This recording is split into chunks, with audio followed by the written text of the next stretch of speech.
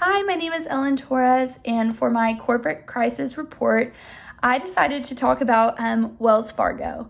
If you don't know what Wells Fargo is, it is basically a big bank corporation all across America. It's one of many.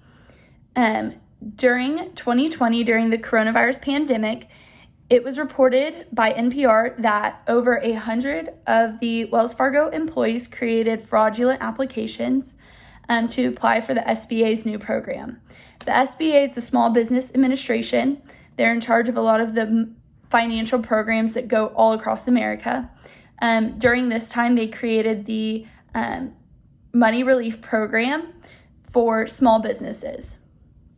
These loans were essentially created in order to help small businesses survive during the pandemic. So it was for them to pay their employees who couldn't work, couldn't make money. It was for them to pay the costs, their overhead, so for their buildings, the loans that they already had, basically so that they could stay afloat during this pandemic when they couldn't make any money. The employees that committed this crime, these fraudulent applications, knew what they were doing against the SBA. The public response from Wells Fargo was that the employees committed fraud against the U.S. Small Business Administration, and the U.S. Small Business Administration oversees all of the funds throughout America. They committed fraud by making false representations and applying for coronavirus relief funds for themselves, according to the memo, which was reviewed by Business Insider.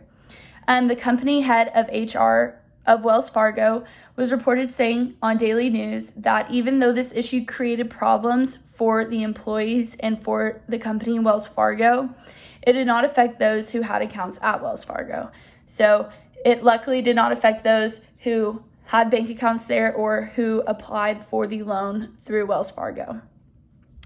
After the SBA and Wells Fargo had finally worked together and found out who committed the fraud, over 100 of those employees who'd done the crime were all fired.